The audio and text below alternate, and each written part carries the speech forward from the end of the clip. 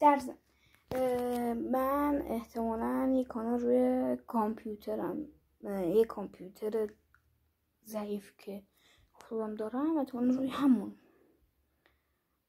یه چنل بزنم، شما بیاین اونجا این چنل رو احتمالاً ببندمش که اگر گذاشتم خبر میدم بهتون.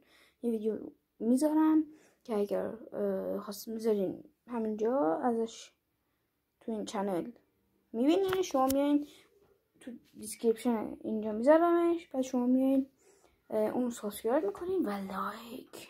توی اونجا ویدیو میذارم چون میخوام مثلا لگو کانال و اینا رو بسازم با گوشی، مثلا خیلی سختمه.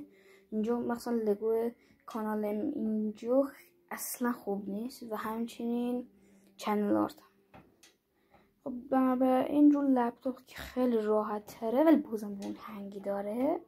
مثلا فوتوشاپ اینا نمیتونم کامل روش بیارم بالا، مثلا همین حالا ولی اونجا راحت تره میشه درست کرد. بخاطر همین یه چنل رو لپتاپ میسازم که شما بیاین اونجا سابسکرایب کنین برای امید موفقیت که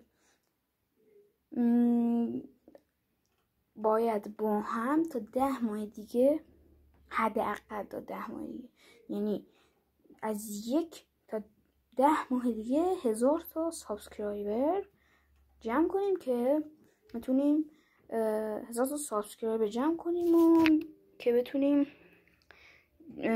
تلاش های بسیار زیادی بکنم. من خیلی وقت درگیر برنامه هایی که میخوام کامپیوتر درست کنم و چنل اینا بودم که نتونستم ویدیو بذارم کامل.